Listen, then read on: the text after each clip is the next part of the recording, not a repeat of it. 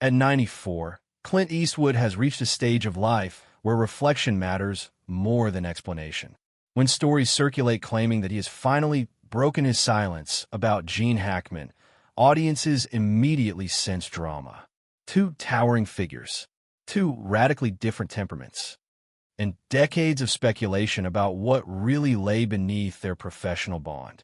Yet the truth, as with most Hollywood legends, is quieter and more complex than the headlines suggest.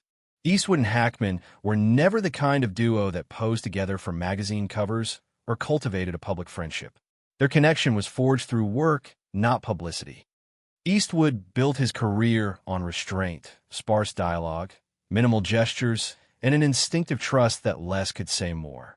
Hackman, by contrast, was intensity personified.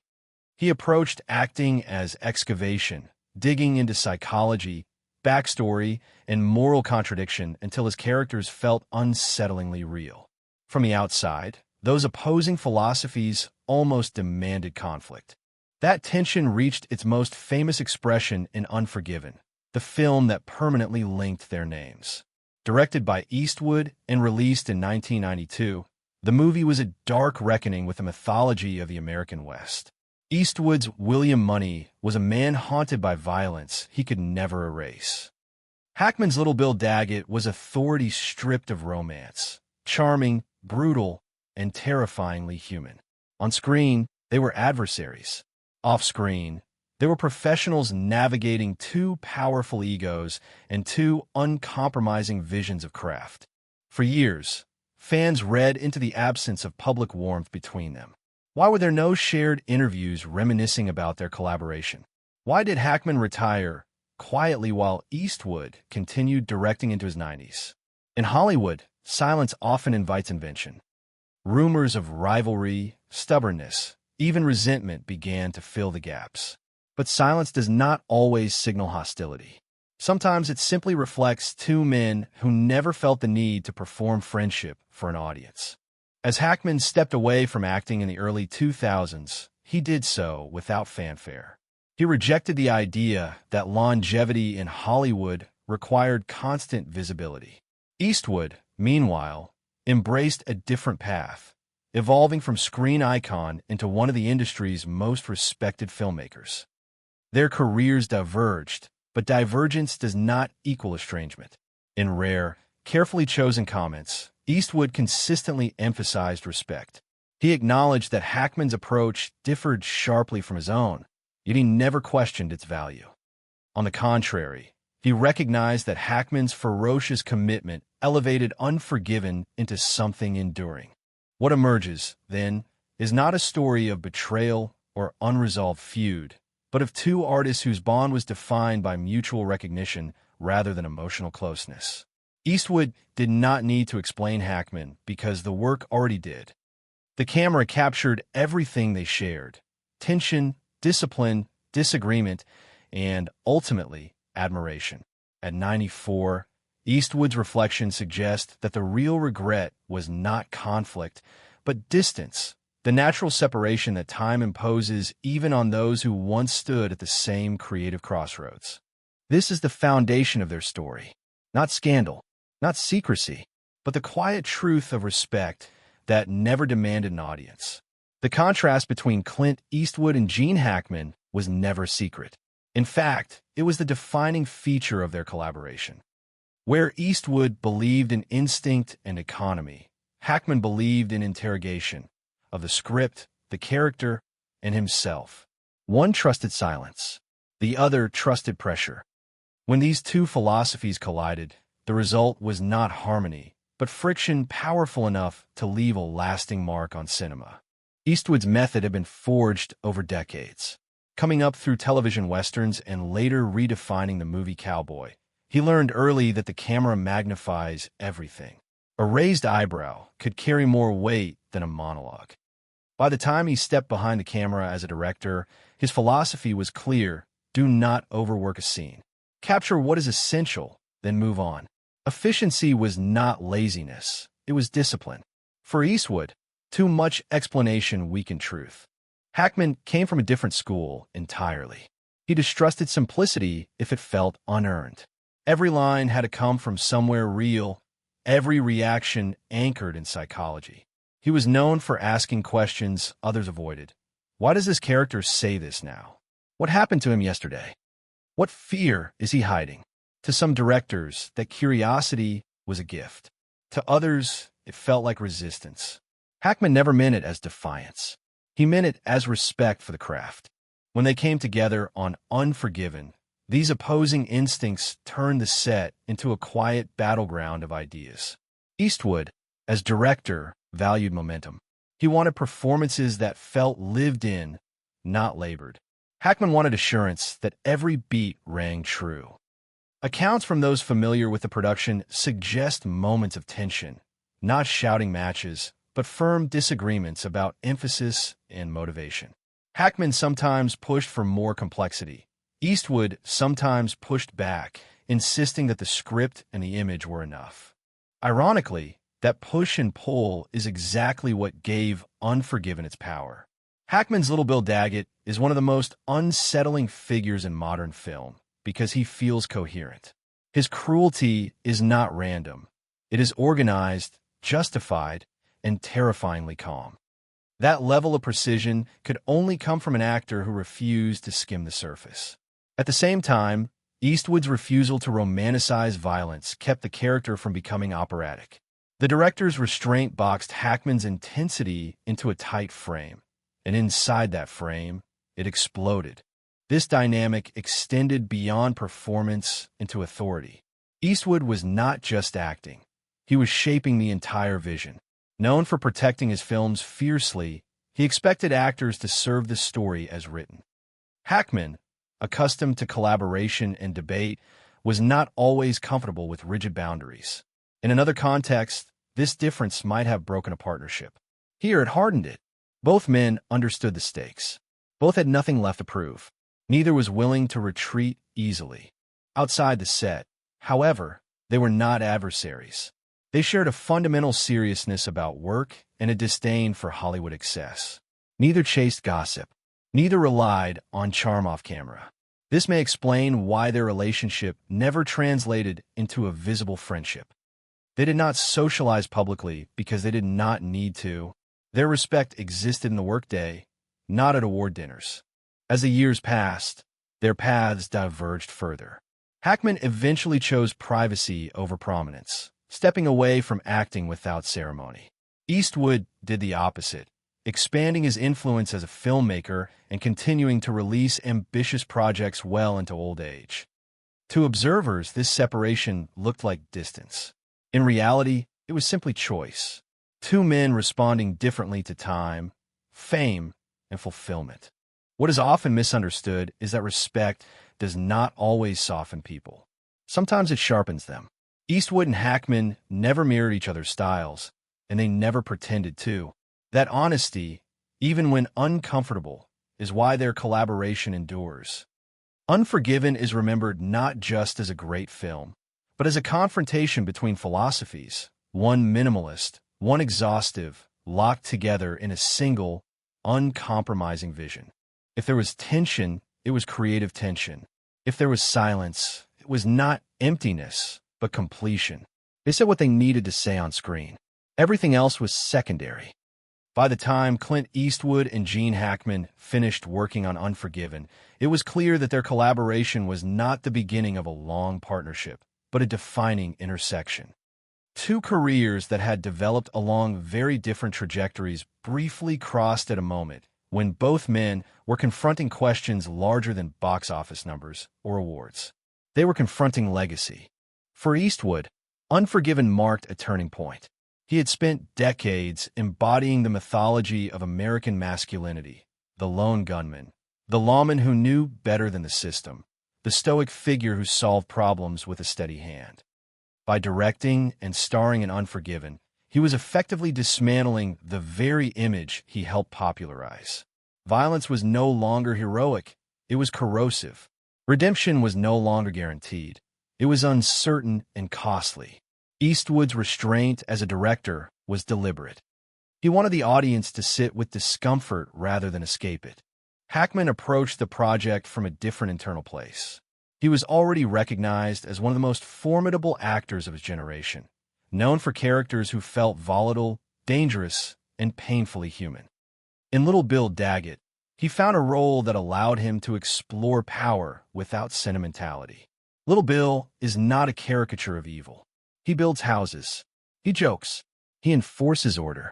And yet, he tortures, humiliates, and kills with bureaucratic calm. Hackman understood that the most frightening villains are the ones who believe they are right. This is where the deeper tension between the two men becomes evident, not as personal animosity, but as worldview. Eastwood's money is a man trying to suppress his nature, ashamed of what he once was. Hackman's Little Bill is a man who fully embraces his authority, convinced that order justifies cruelty. Their conflict on screen mirrors two philosophies of power, one burdened by guilt, the other liberated by certainty. Neither is comfortable, neither is clean. Behind the camera, that philosophical divide manifested in process. Eastwood's sets were famously efficient. He avoided excessive takes, encouraged actors not to overthink, and trusted that honesty would emerge if the environment was calm. Hackman, by contrast, believed that honesty required pressure. He wanted to test scenes, to question them, to make sure nothing rang false. Reports from those familiar with his working style describe an actor who was unafraid to challenge a director, not out of ego, but out of obligation to the role. In another pairing, this difference might have led to an open rupture. But Eastwood and Hackman were operating at a level where conflict did not need to be loud to be consequential. Each understood that the other was serious. Neither mistook resistance for disrespect. Instead, the friction became productive.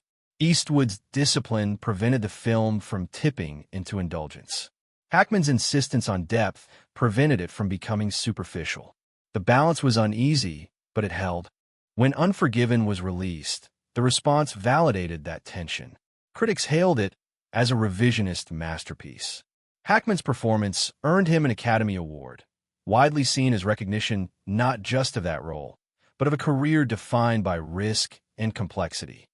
Eastwood, meanwhile, was no longer viewed solely as an actor-director dabbling in prestige. He was recognized as a filmmaker willing to interrogate his own mythology. After that moment, their paths separated in ways that fed the myth of estrangement. Hackman gradually withdrew from acting, eventually stepping away from Hollywood altogether. He offered no dramatic farewell, no final bow. He simply chose privacy. For an industry addicted to spectacle, this was unsettling. Silence, in Hollywood, is often interpreted as absence of meaning. In Hackman's case, it was a statement of autonomy. Eastwood did the opposite.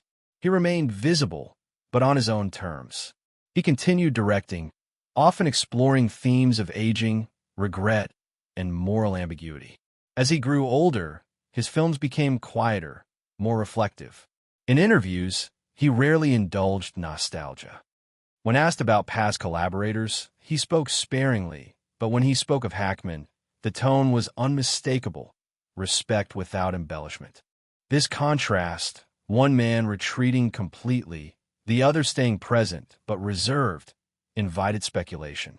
Fans wondered whether unresolved tension had pushed them apart, whether disagreements on set had hardened into distance.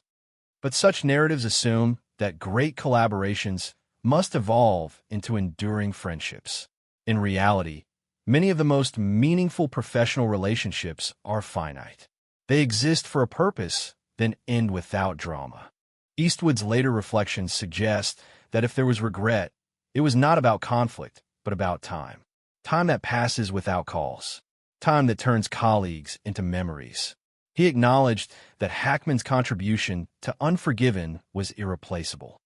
He recognized that Hackman's intensity sharpened the film's moral edge, and implicitly, he seemed to understand that their relationship was defined by what they created together, not by what followed. Hackman's absence from the public only deepened this sense of finality. When he stepped away, Hollywood did not replace him. It moved on. Eastwood's continued presence served as a reminder of how rare longevity truly is. One man adapted and stayed. The other chose to stop. Neither choice was wrong. They were simply different responses to the same industry. In the end, the story of Eastwood and Hackman is not a cautionary tale about clashing egos. It is a study in professional respect that does not require intimacy. Two artists met at a crossroads, challenged each other, produced something enduring, and then continued on separate paths. The silence that followed was not a void. It was a conclusion, and perhaps that is the most honest legacy of their bond. In a business built on performance, they allowed their relationship to remain unperformed. What mattered was already on film. Everything else was unnecessary. As the years passed, the relationship between Clint Eastwood and Gene Hackman took on a different meaning, one shaped less by collaboration and more by contrast. Their careers, once aligned at a critical artistic moment, began to serve as opposing case studies in how a life in Hollywood can end. Hackman's withdrawal from acting was as decisive as it was quiet. There was no farewell film designed to sum up his legacy, no victory lap through interviews or retrospectives. He simply stopped. To many observers, this felt abrupt, even unsettling. Hackman had built a reputation as one of the most fearless actors of his generation, someone who thrived on difficult roles and moral ambiguity. Why walk away while still capable of delivering such performances? The answer, hinted at over the years, lies in Hackman's relationship with fame itself. He never appeared interested in celebrity as a lifestyle. Acting was a job, an intense, consuming one, but not an identity he wished to wear indefinitely. The older he became, the less appealing the compromises seemed. Scripts narrowed, roles aged, privacy became more valuable than applause. Leaving Hollywood was not a rejection of acting. It was an assertion of control. Eastwood, on the other hand, treated longevity as a form of authorship. Instead of stepping back, he stepped deeper in. Directing allowed him to explore subjects that acting alone could not. Aging masculinity, regret, violence, forgiveness, and the weight of memory. As his films accumulated, so did a sense of continuity. Each new project felt like a footnote to the last, a conversation carried across decades. This divergence inevitably reframed how people interpreted their bond. Hackman's absence made Unforgiven feel final, as though it marked the last time his worldview would confront Eastwood's on screen. Eastwood's continued presence made the film feel foundational, a starting point rather than an endpoint. The same work, viewed from opposite trajectories, acquired different meanings. Public silence amplified this contrast. Hackman rarely spoke about his past roles. Eastwood spoke selectively, often deflecting attention away from personal relationships and toward the work itself. In a culture that expects reconciliation arcs and reunion moments, this restraint was read as distance. But restraint was the common ground they shared. Neither man believed that everything meaningful needed to be explained. As time went on, Eastwood's films increasingly dealt with absence. Characters haunted by people who are no longer there. Men reckoning with decisions that cannot be undone. While it would be simplistic to map Hackman directly onto these themes, the parallel is hard to ignore. Eastwood was aging in public, transforming his body of work into a meditation on endurance. Hackman was aging in private, transforming his absence into a statement of self-possession. When news of Hackman's passing eventually reached the public, the reaction was immediate and reverent. Tributes focused on his intensity, his authenticity, his refusal to flatter the audience. Eastwood's words stood out precisely because they were measured. He did not mythologize their relationship. He did not dramatize their differences. He spoke of respect, of professionalism, of the unique force Hackman brought to the screen. It was not a confession. It was an acknowledgement. That acknowledgement reframed decades of speculation. The so-called silence between them was not a wound left untreated, but a space both men accepted. They had met as equals at a moment when equality mattered. One did not mentor the other. One did not dominate the partnership. They collided, learned, and moved on. In retrospect, the idea that they should have remained close seems rooted in audience expectation rather than reality. Viewers often want artists to mirror their on-screen dynamics off-screen, to see rivalry resolve into friendship or tension explode into drama. Eastwood and Hackman offered neither. They offered something less theatrical and more honest, a relationship defined by boundaries. Those boundaries protected the work. By not blurring professional respect with public intimacy, they allowed Unforgiven to stand on its own. The film does not rely on nostalgia or backstory between its creators. It exists as a self-contained moral argument, sharpened by the very differences that might have weakened a lesser collaboration. This perspective also challenges how legacy is measured. Hackman's choice to leave complicates the notion that greatness requires persistence. Eastwood's choice to stay complicates the idea that aging necessitates retreat. Both paths demand discipline. Both involve loss. Hackman lost visibility but gained autonomy. Eastwood gained influence but accepted the scrutiny that comes with endurance.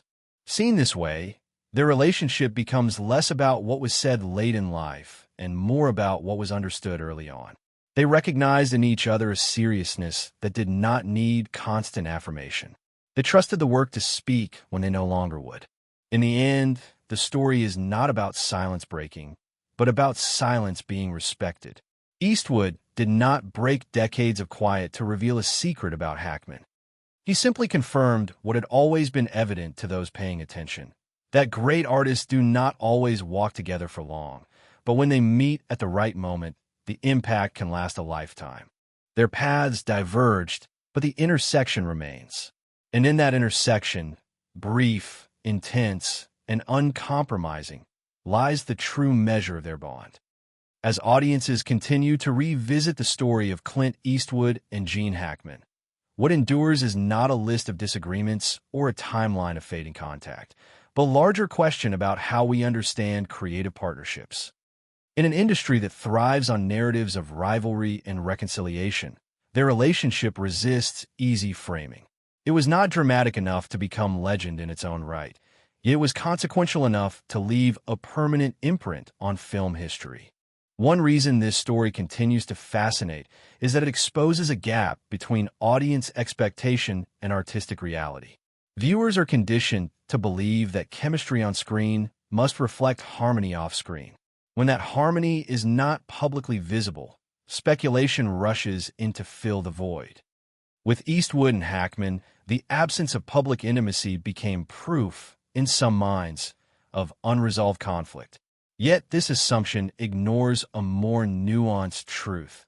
Creative respect does not always produce friendship, and friendship is not a prerequisite for great art. The film that binds them, Unforgiven, is itself a meditation on myth versus reality. It dismantles the romantic idea of the Western hero and replaces it with something colder and heavier. Violence leaves scars. Authority corrodes. Reputation lies. In this sense, the film mirrors the misunderstanding surrounding its creators. Just as Unforgiven challenges the myth of the noble gunslinger, the Eastwood, Hackman's story challenges the myth of the inseparable artistic duo. Hackman's Little Bill Daggett stands at the center of this challenge. He is not evil because he is cruel. He is cruel because he believes cruelty is necessary. Hackman plays him with terrifying conviction, forcing the audience to confront how easily order can become oppression. That performance demanded an environment where intensity was allowed, even encouraged. Eastwood, as director, provided that environment without indulging excess. He understood when to hold the reins and when to let go. This balance was not accidental. It was the product of two professionals recognizing the limits of their own methods. Eastwood's restraint often masked his adaptability. He is frequently described as rigid or uncompromising, but his career suggests otherwise.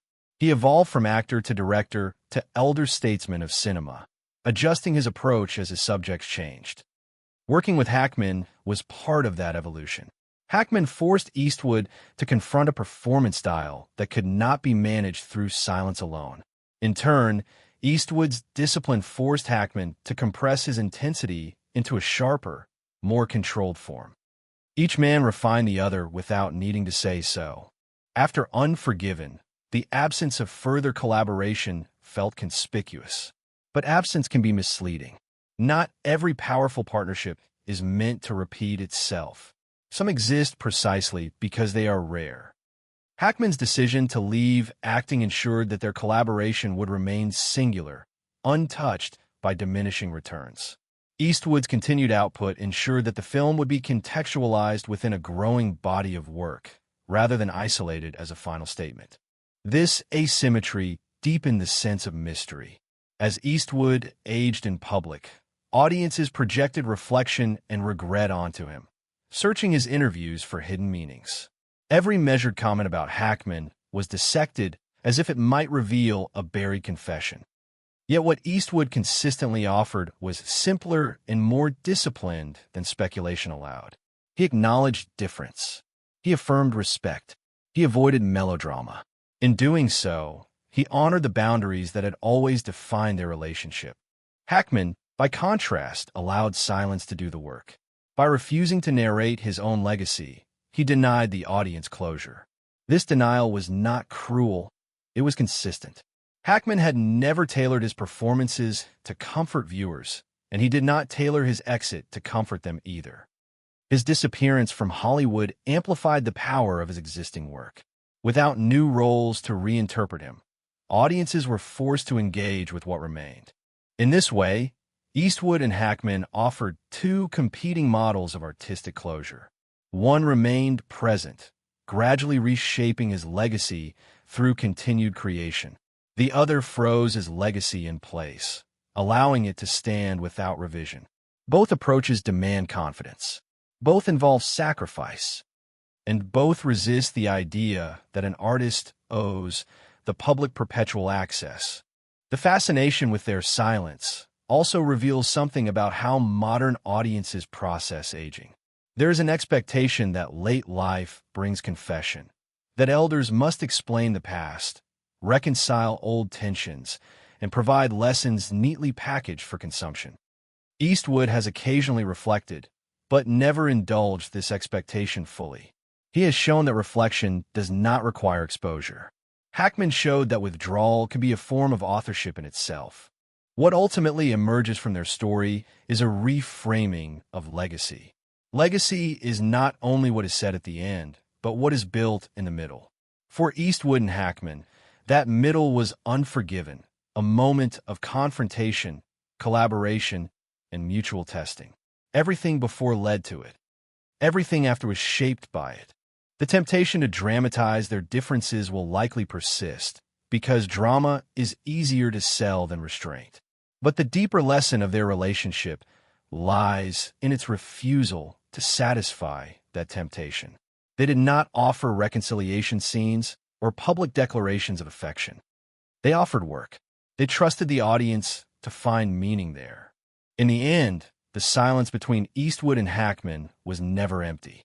It was filled with understanding that did not require repetition. Their paths diverged, but the space where they intersected remains vivid. A reminder that the most enduring collaborations are not always the loudest, and the most meaningful respect is often the least visible. That is the paradox at the heart of their story. What appears distant is, in fact, complete, and what seems unsaid has already been spoken, etched permanently into film. In the later chapters of his life, Clint Eastwood began to speak less about achievement and more about consequence. Age brought perspective, not confession. When he reflected on his past collaborations, particularly with Gene Hackman, his words carried a quiet weight. They were not revelations in the tabloid sense, but acknowledgments shaped by time. What mattered most to him was not conflict, but the recognition of what had been created and what had quietly slipped away. By this stage, Hackman had already withdrawn completely from public life. His absence was no longer a surprise. It had become part of his legend. For Eastwood, this absence transformed memory into something more fragile. Collaboration ends, but relationships linger in the form of unrealized conversations. Eastwood never suggested that something dramatic had broken between them. Instead, his tone implied something more universal. the slow erosion of contact that happens when two driven lives move in different directions. This is where regret enters the story, not as accusation, but as reflection. Eastwood acknowledged that Hackman's contribution to Unforgiven was essential. The film's moral severity, its refusal to soften violence or authority, depended on Hackman's uncompromising performance. Looking back, Eastwood recognized that this intensity had sharpened his own work as a director. It forced him to defend restraint without retreating into simplicity. That kind of creative exchange is rare, and it leaves an imprint that time only deepens. Yet creative exchange does not automatically evolve into personal closeness. Eastwood's comments suggest an awareness of this gap. Respect can coexist with distance. Professional admiration can flourish without regular contact. As years passed and Hackman remained silent, Eastwood seemed to understand that the opportunity to bridge that gap had quietly closed. This realization did not come with bitterness, only acceptance. The contrast between their endings in Hollywood sharpened this awareness. Acquement chose finalité. He closed the door on acting and did not look back. Eastwood chose continuity, remaining visible and productive long after his peers had faded. These opposing decisions shaped how each man experienced time. Hackman preserved his work as a finished body. Eastwood continued adding chapters, each one inevitably colored by memory. In this context, Eastwood's reflections carry a subtle warning. Careers, no matter how successful, are not immune to loss. Acclaim does not prevent distance. Longevity does not guarantee connection. Hackman's retreat served as a reminder that control over one's exit does not erase what is left unresolved. Eastwood did not frame this as failure. He framed it as reality. There is also a deeper humility in these reflections. Eastwood, long associated with authority and certainty, allowed himself to acknowledge uncertainty. He did not claim that things would have been different had he acted otherwise. He simply recognized that time moves faster than intention. In doing so, he reframed legacy as something shaped not only by choices made, but by chances missed. Hackman's absence, paradoxically, amplified his presence in Eastwood's memory. Without new roles to distract or redefine him, Hackman remained fixed at his peak, his little Bill Daggett forever embodying the dangers of righteous power. Eastwood could revisit that performance without dilution. It remained a benchmark, a reminder of what happens when two uncompromising artists meet at exactly the right moment. This realization gives new meaning to Eastwood's late-life comments. They are not attempts to rewrite history or resolve rumors. They are acknowledgments of completeness. What they shared was finished when it needed to be finished. What remained unsaid does not diminish what was achieved. In the end, Eastwood's reflections suggest that silence itself can be instructive. It reveals which relationships were built for endurance and which were built for impact. His connection with Hackman belonged to the latter category. It was intense, bounded, and transformative. It did not require maintenance to retain its significance. As Eastwood continues to look back, he does so without nostalgia and without spectacle. He understands that the measure of a collaboration is not how long it lasts, but how deeply it resonates. With Hackman, that resonance remains intact, unspoken, unresolved, and ultimately undiminished by time. The story of Clint Eastwood and Gene Hackman does not end with a dramatic revelation or a final confrontation. It ends the way many real, creative relationships do, quietly, with understanding rather than resolution. What has fascinated audiences for years is not what was said late in life, but what was never made public at all. As time passed, it became clear that their bond was defined by impact, not longevity. They met at a moment when both were ready to challenge themselves and each other. The result was Unforgiven, a film that stands as a moral reckoning, not only for the Western genre, but for the careers of the men who made it. That reckoning did not require repetition. It was complete the first time. The silence that followed was not avoidance. It was permission. Permission to let the work speak without commentary. permission to move forward without dragging the past behind them. Eastwood continued to explore themes of aging, regret, and responsibility through his films, gradually transforming his body of work into a meditation on time itself. Hackman chose a different path, stepping away while his work still carried force, refusing to dilute it with unnecessary repetition. In retrospect, the public desire for a clear narrative says more about the audience than about the artists. We want endings that explain themselves, friendships that either endure or explode, conflicts that resolve neatly. Eastwood and Hackman offered none of that. They offered restraint. They offered boundaries. And in doing so, they preserved the integrity of their collaboration. Eastwood's late reflections did not rewrite history. They confirmed it. He acknowledged difference without resentment and respect without sentimentality. He recognized that Hackman's intensity had sharpened one of the most important films of his career. He also recognized that time, once past, does not circle back to offer second chances for connection. That realization carried no bitterness, only clarity. Hackman's absence, meanwhile, remains a powerful statement in itself. By withdrawing from Hollywood, he allowed his performances to stand untouched, frozen at their strongest. His legacy did not fade, it concentrated.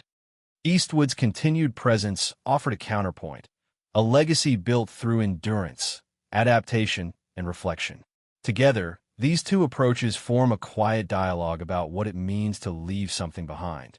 Ultimately, the question of whether they were close friends matters less than the truth of what they achieved together. Their relationship was not about companionship. It was about collision. Two philosophies met, tested each other, and produced something lasting. That is enough. The final lesson of their story is simple and unsettling. Not all meaningful connections are meant to last forever, and not all silences hide regret. Some silences mark completion. In the case of Clint Eastwood and Gene Hackman, everything that needed to be said was already captured on film, etched into a story that continues to challenge, disturb, and endure.